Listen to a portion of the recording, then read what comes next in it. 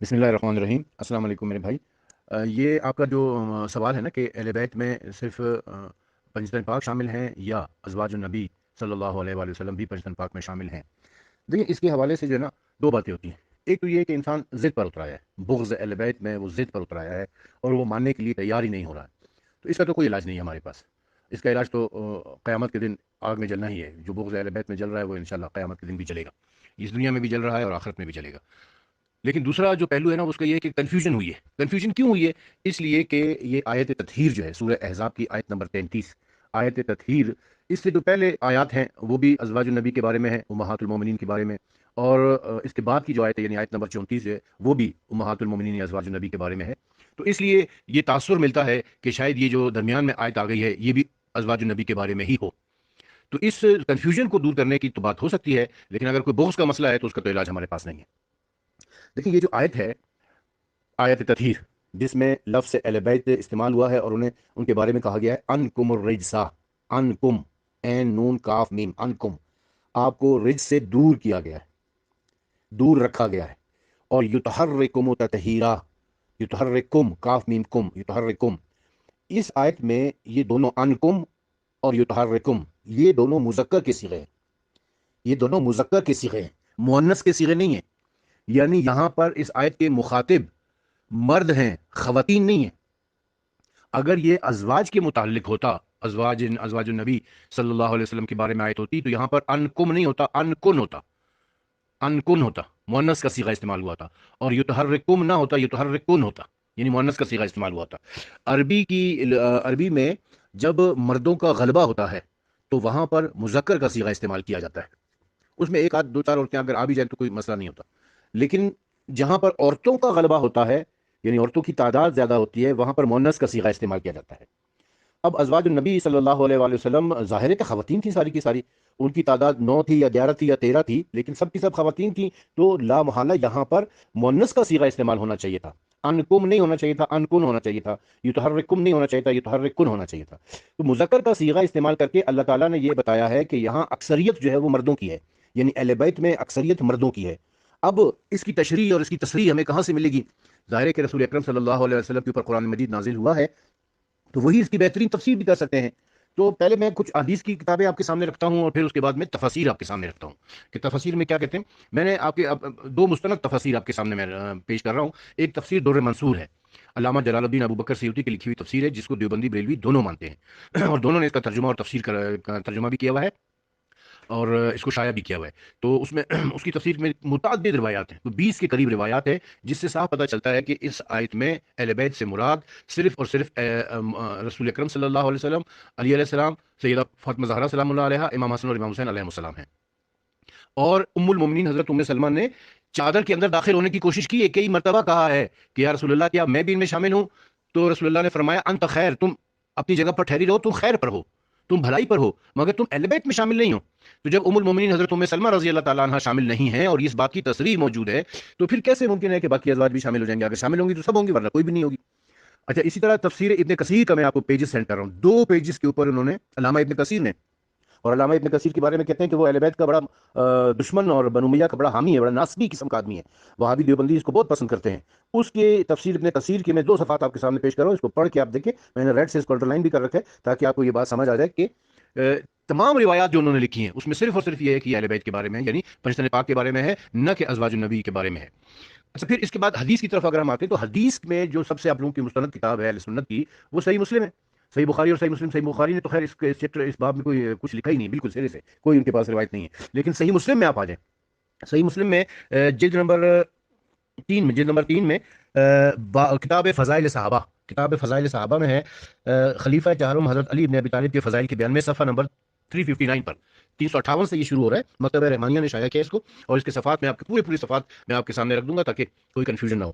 اس میں جو حدیث نمبر 6220 ہے، 6220 میں کیا ہے کہ حضرت عامر بن صعب بن ابی وقاص اپنے والد سے روایت کرتے ہیں کہ معاویہ ابن ابو سفیان نے حضرت صاحب کو امیر بنایا اور ان سے فرمایا کہ تجھے ابو تراب یعنی علی کو برا برا کہنے سے کس چیز سے منع کیا ہے؟ حضرت صاحب نے کہا کہ مجھے 3 باتیں یاد ہیں جو رسول اللہ صلی اللہ علیہ وسلم نے مجھ سے فرمائی ہیں جن کی وجہ سے میں ان کو برا نہیں کہتا، اگر ان 3 میں سے کوئی ایک بھی مجھے مل جائے تو وہ میرے لیے سرخ اونٹوں سے بہتر ہوگی۔ پہلی بات کیا ہے پہلی بات وہ جو غزوہ خیبر میں جاتے ہوئے جو فرمایا تھا کہ نہ سوری غزوہ تبوک میں جاتے ہوئے جو فرمایا تھا کہ علی کی مجھ سے وہی منزلت ہے جو ہارون کی موسیٰ سے تھی۔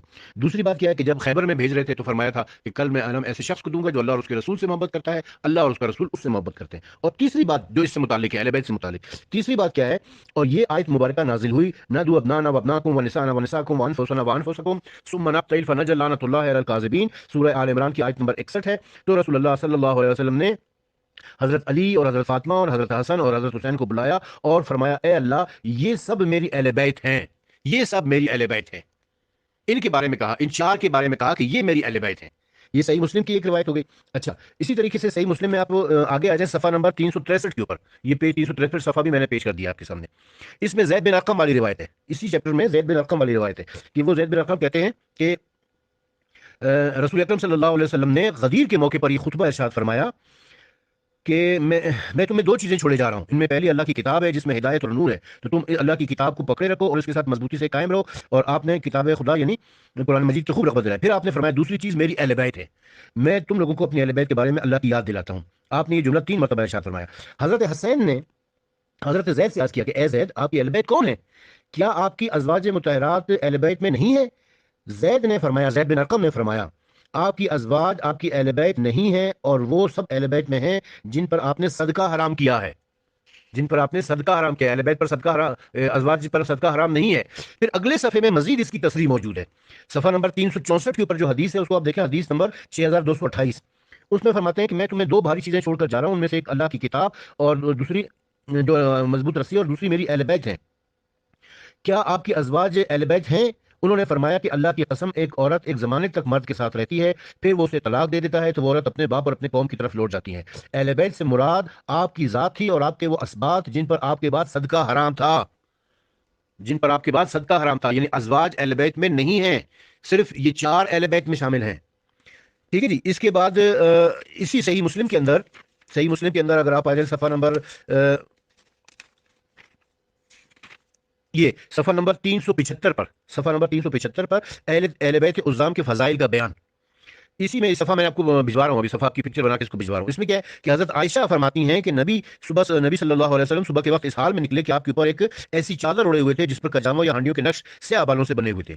اس دوران میں حضرت حسن آ گئے تو آپ نے ان کو اپنی چادر کے اندر کر لیا، پھر حضرت حسین آ گئے تو آپ نے ان کو بھی اپنی چادر کے اندر کر لیا، پھر حضرت فاطمہ آئی تو آپ نے ان کو بھی چادر کے اندر کر لیا، پھر حضرت علی آئے تو آپ نے ان کو بھی چادر کے اندر کر لیا۔ تو آپ صلی اللہ علیہ وسلم نے اور پھر آپ صلی اللہ علیہ وسلم نے یہ آیت کریمہ تلاوت کی، یعنی آیت تطہیر، انما یرید اللہ لیذھب عنکم الرجس اہل البیت یطہرکم تطہیرا۔ تو کیا مطلب ہوا اس کا کہ یہ اہل بیت کی مصداق، اس آیت کی تشریح، اس آیت کی تفسیر میں اہل بیت کی مصداق جو ہیں وہ یہ چار شخصیتیں ہیں، اور خود جناب رسالت مآب صلی اللہ علیہ وسلم یعنی 5 لوگ ہیں، اس کے علاوہ کوئی نہیں۔ اب صحیح مسلم سے زیادہ مستند کتاب تو نہیں ہو سکتی۔ اچھا، صحیح مسلم کے بعد اگر کوئی کتاب ہے تو وہ مستدرک للحاکم بنتی ہے، نہیں صحیحین کے بعد یہ، کیونکہ وہ مستدرک للحاکم جو ہے، مستدرک الصحیحین جس کی مصنف کا نام حاکم ہے، تو وہ کیونکہ جو پیمانہ بخاری اور مسلم کا ہے حدیثیں جمع کرنے کا، وہی پیمانہ مستدرک کا بھی ہے، مستدرک الصحیحین کا، تو اس میں بھی آپ دیکھ لو، اس کا بھی پیج میں آپ کو بھجوا دیا، اس میں بھی آپ دیکھ سکتے ہیں۔ جامع ترمذی ساستہ کی کتابوں میں سے ہے اور بڑی مستند کتاب مانی جاتی ہے۔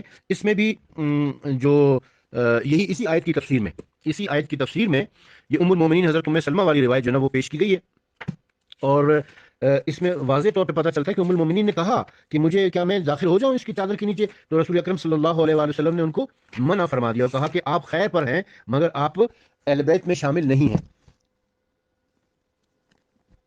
تو جب وہ اہل بیت، جب ام المومنین شامل نہیں ہے اہل بیت میں، تو ظاہر ہے کہ کوئی اور بھی نہیں ہو سکتا ہے۔ یہ اس کا صفحہ بھی میں آپ کو بھجوا رہا ہوں، صفحہ نمبر 796 پر ہے، مناقب اہل بیت، چیپٹر کا نام ہے مناقب اہل بیت، کتاب المناقب میں۔ اس میں بھی یہ پوری روایت یہ نا آیت پڑھنے کے بعد کہتے ہیں کہ اللہ یہ چاہتا ہے کہ دور کر دے ناپاکی کو، اے اہل بیت تم سے ام سلمہ کے گھر میں سے بلایا، یہ روایت نازل ہوئی ہے ام سلمہ کے گھر میں، ام المومنین کے گھر میں۔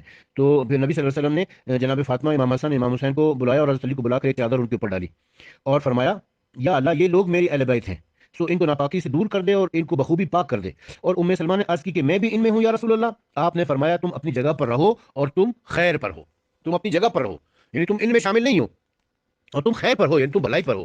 تو یہ آیت، یہ جو احادیث ہم نے آپ کے سامنے بیان کی ہیں یہ بالکل واضح ہیں، ان کے بعد کسی کو شک و شبے کی گنجائش تو نہیں ہونی چاہیے، مگر یہ کہ بغض اگر اس کے دل میں ہے تو ظاہر ہے کہ اس کا ہمارے پاس کوئی علاج نہیں ہے۔ جامع ترمذی میں یہ ام سلمہ والی حدیث پھر دوبارہ بھی آ جاتی ہے، صفحہ نمبر 823 پر، یہ صفحہ بھی میں آپ کے سامنے بھجوا رہا ہوں، اس کو بھی دیکھ لیں۔ اچھا، اس کے علاوہ مشکات میں بھی یہ حدیث موجود ہے، مشکات شریف میں یہ حدیث بالکل موجود ہے، اور اس میں بھی रसूल अकरम सल्लल्लाहु अलैहि वसल्लम ने आयत तطہیر کے بارے میں یہی فرمایا. مشکات 200 صفحہ نمبر 252 کے اوپر آپ دیکھیں. یہ اس کا صفحہ بھی میں آپ کو بھجوا دیتا ہوں. اس میں بھی آپ دیکھ سکتے ہیں کہ رسول اکرم صلی اللہ علیہ وسلم نے جن کو اہل بیت میں شامل کیا ہے وہ صرف پنجتن پاک ہیں اور اس کے علاوہ اور کوئی بھی نہیں ہے. یہ 252 کے اوپر آپ دیکھ لیں مناقب اہل بیت.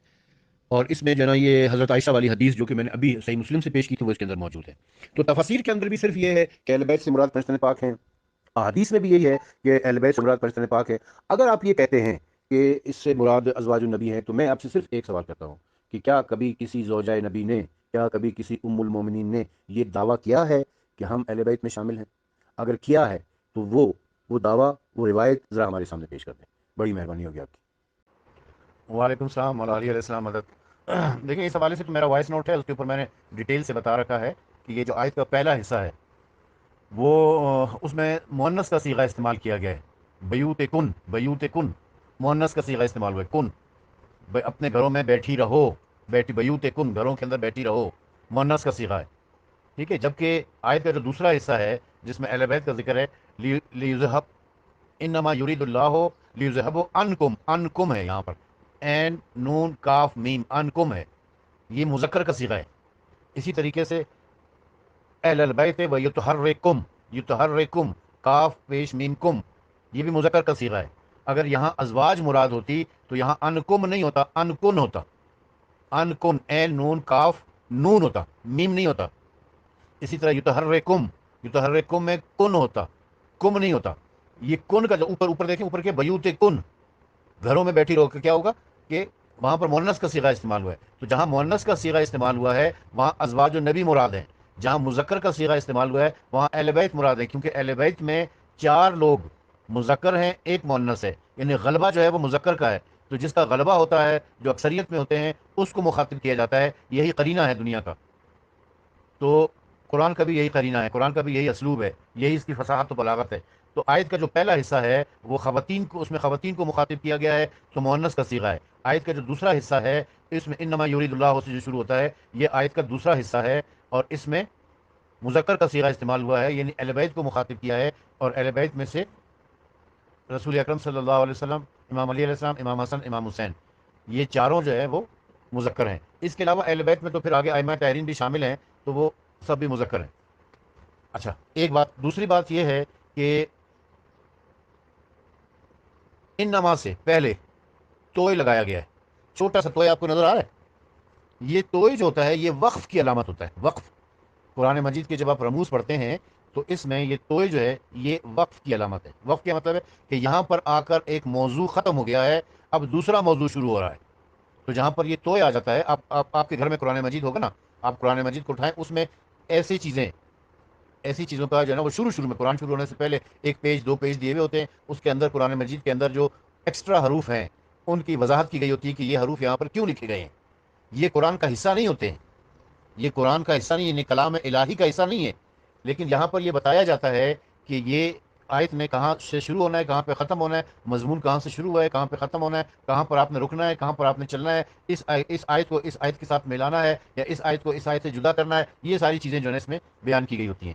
تو یہاں پر توئے، جو چھوٹا سا توئے اوپر کی طرف لکھا گیا ہے ان نما سے پہلے، ان نما یرید اللہ سے پہلے چھوٹا توئے اوپر کی طرف لکھا گیا ہے. اس توئے کا مطلب ہوتا ہے وقف، یعنی یہاں پر رک جاؤ. رک کیوں جاؤ؟ اس لیے کہ یہاں پر پچھلا مضمون ختم ہو گیا ہے، اب نیا مضمون شروع ہو رہا ہے. یعنی پچھلے مضمون کو آپ اگلے مضمون سے نہیں ملا سکتے. پیچھے کچھ اور بات ہو رہی تھی، اب آگے کوئی اور بات ہوگی. اس توئے کا یہ مطلب ہوتا ہے.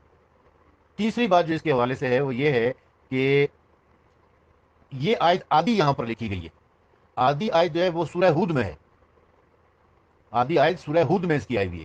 یہ 2 حصوں میں تقسیم کیا گیا ہے اس کو، اس آیت کو. انما یرید اللہ لیذہب عنکم الرجس، اس سے جو پہلے والا پورشن ہے اس میں کہا گیا ہے رحمت اللہ و برکاتہ اہل البیت. اس قسم کے کچھ الفاظ مجھے بھی پورے صحیح یاد نہیں رہے، میں آپ کو بتا دوں گا اس میں کہ وہ پہلا حصہ وہ ہے، یہ دوسرا حصہ ہے آیت کا کہ اے اہل بیت آپ پر اللہ تعالیٰ کی رحمتیں اور برکتیں ہیں. پھر اس کے بعد ہے کہ اللہ کا یہ ارادہ ہے کہ آپ کو رزق سے دور پاک اور پاکیزہ رکھے جیسا کہ آپ کا حق ہے. چوتھی بات یہ ہے کہ یہ آیت سورہ احزاب کی ہے ہی نہیں. یہ جو پوری آیت میں نے بتا دی نا، آدھی سورہ ہود میں ہے، آدھی سورہ احزاب میں ہے. یہ دونوں حصے مل کر ایک آیت بنتی ہے. اور یہ پوری آیت جو ہے یہ سورہ دہر کی آیت ہے. سورہ دہر میں آیت نمبر، سورہ دہر کو آپ پڑھیں جسے سورہ حلقہ بھی کہتے ہیں، اس میں جو اس کو سورہ اہل بیت بھی کہتے ہیں. سورہ اہل بیت بھی اسے کہا جاتا ہے. اس میں آیت نمبر 5 سے لے کر آیت نمبر 17 تک اہل بیت کا ذکر آ رہا ہے، سارا اہل بیت کا ذکر ہے. یہ سورہ دہر کی آیت نمبر 18 ہے، جس کو اپنے مقام سے ہٹا دیا گیا ہے. پھر اس کو دو حصوں میں تقسیم کیا گیا ہے، آدھی سورہ ہود میں رکھی گئی ہے اور آدھی سورہ احزاب میں رکھی گئی ہے.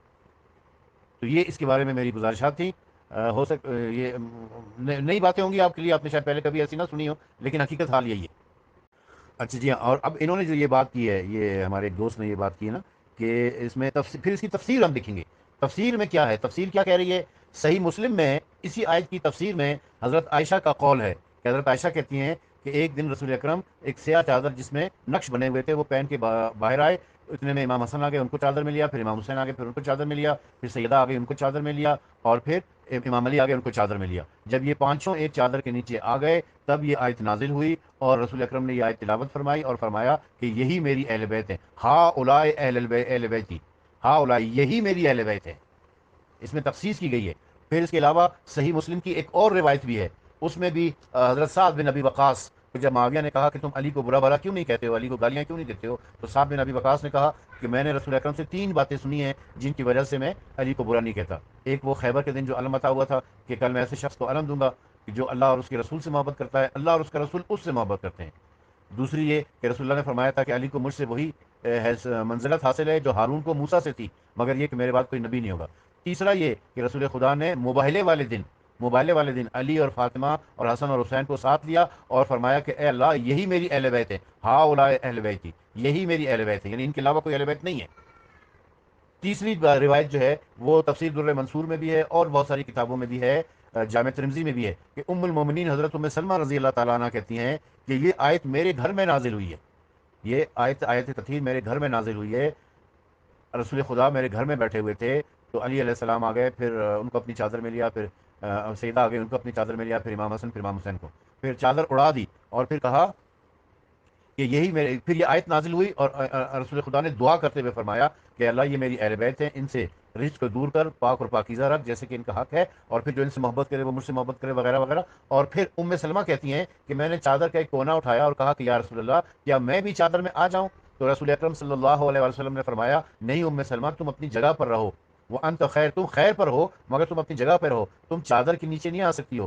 حدیث کسا جو ہے نا اس میں کہا کہ تم چادر کے نیچے نہیں آ سکتی ہو. کیوں نہیں آ سکتی ہو؟ اس لیے کہ چادر کے نیچے صرف پاک اور پاکیزہ لوگ ہیں. چادر کے نیچے صرف وہ لوگ ہیں جن کو اللہ تعالیٰ نے منتخب کیا ہوا ہے. ہر ایک چادر کے نیچے نہیں آ سکتا ہے. تو اہل بیت جو ہے نا وہ صرف چادر کے نیچے ہیں. ام المومنین ام سلمہ خیر پر ہیں، بہت اچھی ہیں، بہت فضیلت ہے، مگر وہ اہل بیت میں شامل نہیں ہیں، چادر کے نیچے نہیں آ سکی ہیں. تو ان ساری روایات سے اور بھی ایسی بہت ساری روایات ہیں، حدیثیں ہیں جن سے یہ پتہ چلتا ہے کہ ازواج النبی اہل بیت میں شامل نہیں ہیں، اہل بیت میں صرف پنجتن ہیں.